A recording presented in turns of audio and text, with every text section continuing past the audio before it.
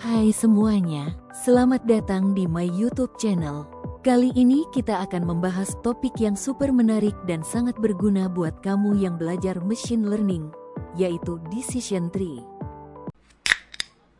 Sebelum masuk ke decision tree, kita perlu paham dulu konsep dasar klasifikasi.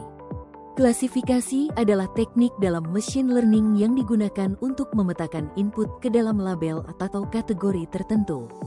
Contohnya, seperti memisahkan email spam dan non-spam, menebak apakah pasien punya penyakit jantung, atau menentukan apakah seseorang layak diberi pinjaman. Kita melatih model dengan data yang sudah diberi label, lalu model akan belajar dari pola tersebut untuk memprediksi label pada data baru. Nah, gimana sih cara agar kita tahu model kita bekerja dengan baik atau enggak? Kita bisa pakai beberapa metrik evaluasi seperti akurasi, berapa persen prediksi yang benar, di mana akurasi sama dengan true positif plus true negatif dibagi total sampel. Precision dan recall, di mana presisi ketika seberapa banyak prediksi positif yang benar. Dan recall yaitu seberapa banyak kasus positif yang berhasil diprediksi. F1 score yang merupakan gabungan dari precision dan recall, ROC dan AUC, untuk melihat performa model di berbagai threshold, di mana ROC memplot true positive rate terhadap false positive rate pada berbagai pengaturan ambang batas dan AUC yang memberiak nilai tunggal. Cross validation yang juga bisa dipakai untuk uji stabilitas model. Dan yang terakhir kita juga bisa menggunakan confusion matrix, tabel yang menunjukkan prediksi benar dan salah untuk setiap kelas. Nah, sekarang kita masuk ke topik utama yaitu decision tree. Pernah nggak sih kamu mikir gimana caranya komputer bisa ambil keputusan? Misalnya kayak dokter digital yang bisa prediksi penyakit, atau sistem belanja yang tahu banget apa yang kamu suka. Nah, salah satu algoritma yang sering dipakai untuk hal itu adalah decision tree. Algoritma ini simple banget, dia meniru cara kita berpikir, dengan serangkaian pertanyaan, ya, atau tidak, buat ambil keputusan. Di dalam decision tree juga kita punya root node di mana titik awal pembagian data. Kemudian ada decision node, tempat data bercabang berdasarkan fitur tertentu. Lalu ada leaf node, hasil akhir klasifikasi. Untuk membagi datanya, digunakan metrik seperti Gini impurity, entropy dan information gain. Untuk praktek, kita menggunakan hard disease dataset dari Kaggle. Dataset ini berisi data pasien seperti AG, usia, seks, jenis kelamin, CEP, chest pain type, kolesterol, talah, denyut jantung maksimal, dan kolom target seperti target, indikator penyakit jantung, 0 sama dengan tidak, 1 sama dengan ya, untuk memprediksi apakah seseorang berisiko mengalami penyakit jantung. Sekarang, kita pakai Jupyter Notebook atau Google Colab dan bahasa Python untuk mulai implementasinya. Pertama, kita impor library seperti Pandas, NumPy Seabon, Matplotlib, dan tentunya scikit-learn. Kemudian lakukan load dataset dengan kode seperti pada layar yang Anda lihat. Sebelum data digunakan, kita lakukan pre-processing data terlebih dahulu, di mana kode check missing values untuk mengecek apakah ada data kosong. Kalau ada, harus dibersihkan, diganti. Di kasus ini tidak ada missing values. Ada kode distribusi target untuk menampilkan jumlah data untuk masing-masing kelas, 0 dan 1, lalu kode korelasi fitur untuk menampilkan hubungan antar fitur dengan heatmap korelasi. Kode one-hot encoding, di mana kolom CEP, tal, dan slope adalah kategorikal, berisi angka tapi merepresentasikan kategori. Harus diubah menjadi representasi numerik yang dapat dibaca model kode pisahkan fitur dan target, di mana X berisi fitur-fitur yang akan digunakan untuk prediksi, sedangkan Y adalah label atau target, 0 atau 1, dan yang terakhir ada kode normalisasi fitur, menggunakan standard scalar untuk menstandarisasi data. Berikut merupakan hasil dari tampilan pre-processing. Selanjutnya melakukan split data untuk pelatihan dan pengujian, di mana umumnya 70% untuk pelatihan, X_train, Y_train.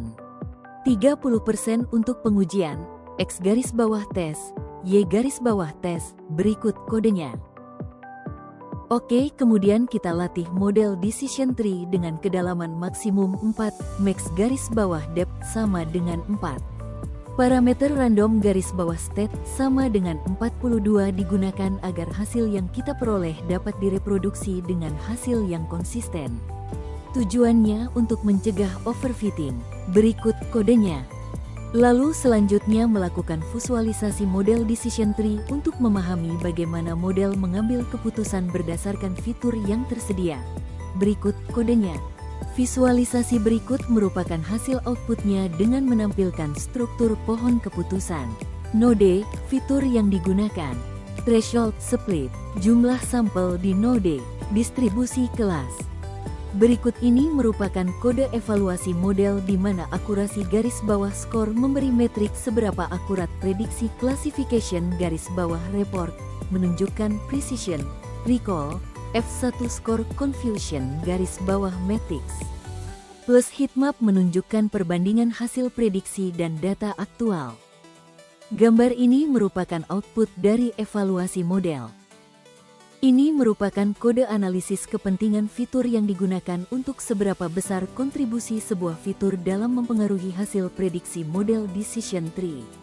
Di mana, garis bawah model, fitur garis bawah importances garis bawah memberikan nilai importance untuk setiap fitur. Nilai ini otomatis dihitung setelah kamu memanggil .fit pada decision tree classifier. Nep, argsort, mengembalikan indeks yang menyortir array dari kecil ke besar. -1, membalik urutan menjadi dari besar ke kecil. Hasilnya, indeks fitur dari yang paling penting paling tidak penting. Fix size sama dengan 12, 8, ukuran visualisasi agar mudah dibaca. Sense, bar plot, membuat bar chart horizontal. X-aksis, nilai importance, Y-aksis, nama fitur, diurutkan berdasarkan indices palet sama dengan Viridis memberi warna gradien yang cantik dari ungu kuning hijau. Gambar berikut merupakan output dari analisis kepentingan fitur. Lalu berikut ini merupakan kode dari tuning max_depth dengan cross validation, di mana kode ini digunakan untuk menentukan kedalaman optimal pohon keputusan. Kita melakukan eksperimen dengan berbagai nilai max_depth dari 1 hingga 10 menggunakan validasi silang, cross validation. Kemudian ini merupakan kode visualisasinya, di mana setelah melakukan evaluasi terhadap berbagai nilai max_depth, kita memvisualisasikan hasilnya dalam grafik untuk membantu memilih kedalaman terbaik. Grafik ini menampilkan nilai max_depth pada sumbu X dan rata-rata akurasi dari cross validation pada sumbu Y. Grafik ini menunjukkan bagaimana performa model decision tree berubah saat kita mengatur kedalaman pohon max_depth. Sumbu X, nilai max_depth yaitu kedalaman pohon. Sumbu Y, akurasi rata-rata hasil 5 volt cross validation. Yang terlihat pada grafik yaitu max_depth kecil 1-2, akurasi rendah model terlalu sederhana, underfitting. Max_depth sedang 3-6, akurasi meningkat tajam, model mulai menangkap pola data dengan baik. Max_depth besar 7-10, akurasi hampir maksimal dan stabil, hati-hati terhadap overfitting. Tujuannya membantu memilih nilai max_depth terbaik agar model cukup kompleks untuk belajar, tapi tidak terlalu kompleks hingga overfitting. Jadi, kita sudah belajar bagaimana membangun model decision tree dari awal, mulai dari loading data, preprocessing, training, evaluasi, hingga visualisasi. Decision tree cocok banget buat pemula karena mudah dipahami dan bisa memberikan insight langsung dari struktur pohonnya.